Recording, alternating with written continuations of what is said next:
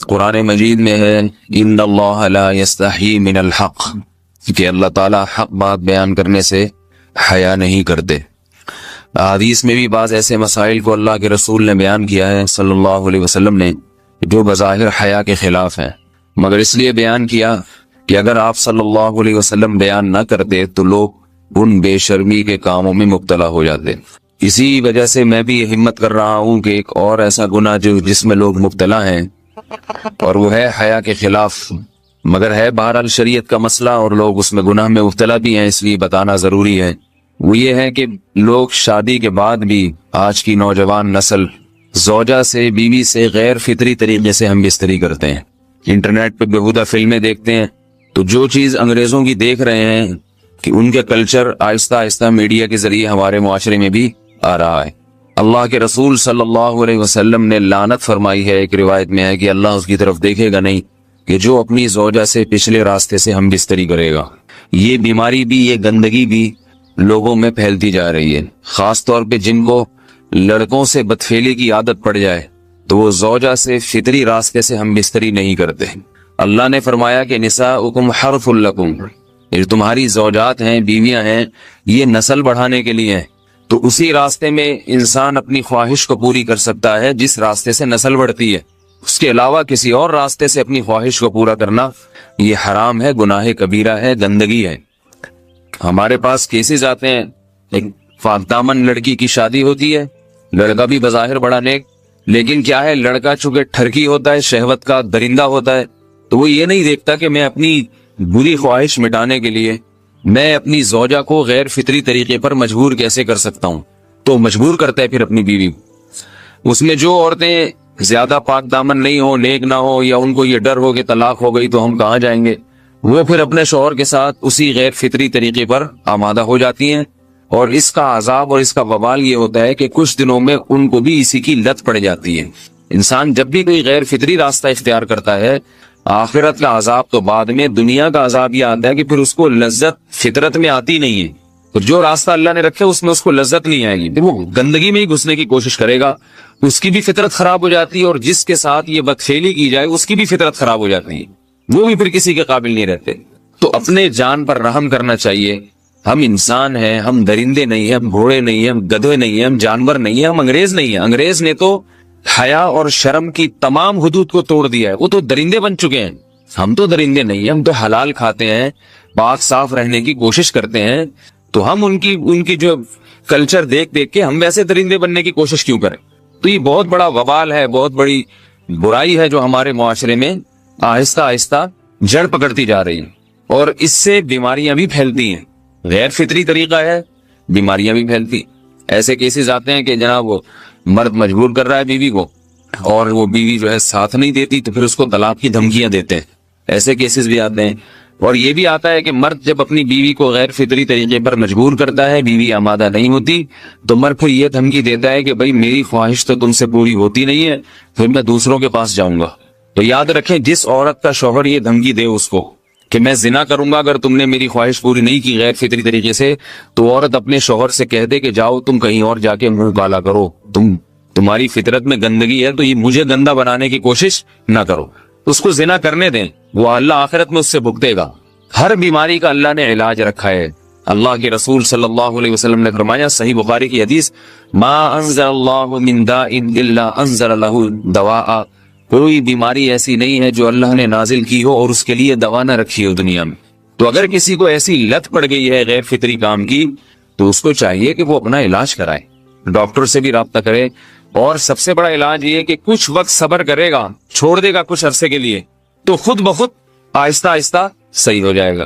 ایک آدمی شراب کا عادی ہے، ایک علاج تو یہ کہ ڈاکٹروں سے رابطہ کرے، بہترین علاج کیا، چھوڑ دے۔ کتنے دن تڑپے گا؟ ایک دن، دو دن، تین دن، چار دن، ایک ہفتہ، دو ہفتہ، بہت زیادہ سال ہو جائے گا نا، اس کے بعد خود بخود ٹھیک ہو جائے گا۔ سگریٹ کا عادی ہے، چھوڑ دے گا، تو کتنے لوگ ہم نے دیکھے ہیں دن میں 20 سگریٹ پیتے تھے، چھوڑنے پر آئے تو بالکل ایک دم چھوڑ دی انہوں نے، آہستہ آہستہ کر کے چھوڑ دی، لیکن تکلیف ہوئی مگر عادی ہو گئے۔ تو اب کسی کو یہ لت پڑ گئی ہے غلط کام کی، برائی کی، تو اس کا بہترین علاج یہ ہے کہ وہ اپنے آپ کو بدلنے کی کوشش کرے، ماحول بدلے، اور کچھ وقت صبر کرے گا تو اللہ اس سے یہ عادت چھڑا دے۔ نہیں کی، صبر نہیں کیا اس نے، پھر اسی گندگی میں موت واقع ہوگی، پھر آخرت کا عذاب بہت سخت، نسلیں برباد ہو جاتی ہیں اس عمل سے انسان کی۔ تو بات حیا کے خلاف ہے، مگر یہ کہ ایک بزرگ تھے وہ بات فرما رہے تھے، تو کسی نے پوچھا کہ حضرت آپ حیا کے خلاف بات کرتے ہیں، تو انہوں نے فرمایا تم بے حیائی کے کام نہیں چھوڑتے، ہم اس چھڑوانے کے لیے بات کریں تو ہم برے ہیں، اور تم کام کرو تو بھی برے نہیں ہو۔ برائی کا کام کرنے میں برا نہیں بنتا، اور برائی کے خلاف بولنے والا برا بن جاتا ہے کہ دیکھو یہ کیسی باتیں کر رہے ہیں۔ تو بھائی باتیں ہیں اس لیے ہیں کہ یہ معاشرے میں یہ برائی پھیلتی چلی جائے گی، اور یہ ہماری اپنا کلچر نہیں ہے، یہ امپورٹ ہو رہا ہے باہر سے، یہ امپورٹ ہو رہا ہے، یہ وہاں میڈیا کے ذریعے آ رہا ہے۔ تو وہ چیزیں دیکھا نہ کریں اور ان لوگوں سے دور رہا کریں۔ ہمیں تو دین کا داعی ہو کے ان کو ہدایت پر لانا تھا، بجائے ہم ہدایت پہ چل کے دوسروں کو چلانے والے بن کے ان کے راستے پہ ہم نے چلنا شروع کر دیا۔ اللہ تعالیٰ ہمیں اب دیکھیں ان کے ہاں ایڈز کا مرض پھیل گیا ہے۔ آپ بتائیے یہ ایڈز کا مرض ہمارا ہے کیا؟ یہ بیماری ہماری ہے یا ان کی ہے؟ ہمارے یہاں بیماریاں ہیں، کھانسی ہے، نزلہ ہے، ٹھیک ہے نا، بلڈ پریشر ہے، شوگر ہے، یہ بیماریاں ہماری ہیں۔ کوئی اللہ کا شکر ہے گندی بیماری ہمارے ہاں نہیں ہے۔ جتنی گندگیاں ہیں وہاں سے آ رہی ہیں، ایڈز کا مرض وہاں سے امپورٹ ہوا ہے۔ وہ ایڈز کا مرض اسی بدفعلی کی وجہ سے پیدا ہوتا ہے، اسی سے جراثیم پیدا ہوتے ہیں، اور اتنا خطرناک مرض کے ایسے متعدی ایسے پھیلتا ہے۔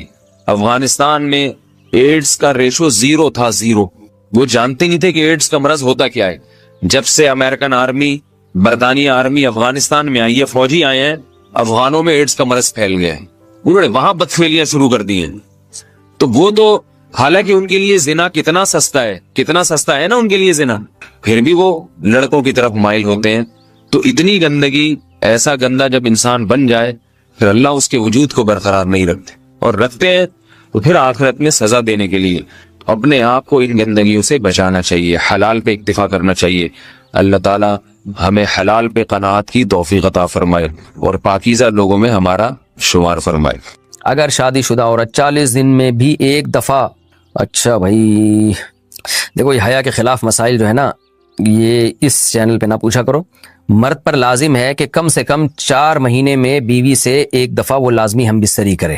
تو اگر وہ 4 مہینے میں ایک دفعہ بھی نہیں کرتا تو پھر جو ہے وہ دیانتاً ذمہ دار ہوگا۔ اس بات کا خطرہ ہے کہ وہ گناہ گار ہو، کیونکہ حضرت عمر رضی اللہ تعالیٰ عنہ نے قانون بنایا تھا کہ 4 مہینے سے زیادہ کوئی بیوی سے دور نہ رہے۔ تو کم سے کم اتنا ہے لازمی، تو اس سے زیادہ بھی اگر کوئی مرد بیوی کے قریب نہیں آ رہا تو پھر وہ ظالم کہلائے گا شریعت کی نظر۔ حج کے دوران باقی ہر عورت اور ہر مرد کے حالات مختلف ہوتے ہیں، بعض عورتوں میں خواہش زیادہ ہوتی ہے، بعض میں کم ہوتی ہے، یہ نیچرل ہے، اس کا کوئی اس سے تعلق نہیں ہے کہ عورت کوئی بری ہے۔ بعض دفعہ عورت میں یہ خواہش نفس بہت زیادہ ہوتی ہے، اس کی ریکوائرمنٹ بہت زیادہ ہوتی ہے، تو لوگ پھر مرد اس بیوی کو برا سمجھنا شروع کر دیتے ہیں، حالانکہ اس کا برائی اور اچھائی سے تعلق نہیں ہے۔